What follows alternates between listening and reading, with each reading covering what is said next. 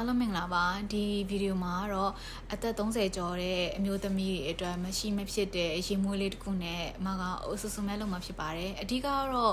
ဘယ်လိုလူတွေအတွက်အဆင်ပြေလဲဆိုလို့ရှိရင်အပြင်အမြဲတမ်းသွားနေရတဲ့သူတွေနောက်ပြီးတော့ဒီ customer နဲ့စကားပြောဆိုနေရတဲ့အမျိုးသမီးတွေပေါ့နော်တခါတလေမှာကိုလုံးဝမိမသားဆန်ဆန်ဝတ်ပြီးတော့အပြင်သွားတဲ့ဒီ feminine vibe လိုချင်တဲ့သူတွေဆိုလို့ရှိရင်တော်တော်လေးကိုပိုအဆင်ပြေပေါ့နော်အနက်အနေနဲ့ကကြတော့ပန်းအနက်မဟုတ်ဘဲနဲ့သူကကြတော့ချူချူအီအီနဲ့နည်းနည်း sweet ဖြစ်တဲ့အနံဘက်ကိုပို့သွားတယ်ပေါ့နော်အဲ့ဒါကြောင့်နည်းနည်းအီတာအနံမကြိုက်တဲ့သူဆိုလို့ရှိရင်တော့အဆင်မပြေဘူးဒါပေမဲ့သူ့ရဲ့အနံအီတာမျိုးကအပေါ်စားတကြားလုံးနဲ့လို့အီတာမဟုတ်ဘဲနဲ့တကယ်ကိုပို့ပြီးတော့ပြောချင်ဆိုချင်သိရှိပြီးတော့ကိုယ်အနာကတ်ချင်လာအောင်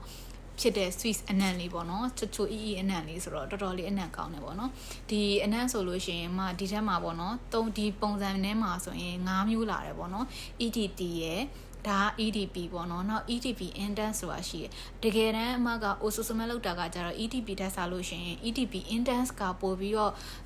အနက်အကြကြပူခံတယ်ပေါ့နော်ဥပမာမနေ့ကမဆိုရေမွေးကိုမနေ့က2နာရီလောက်မှဆွတ်ခဲ့တယ်ဒီနေ့အထိကိုအဲ့အနံ့လေးရနေတော့မယ်လုံးဝအနံ့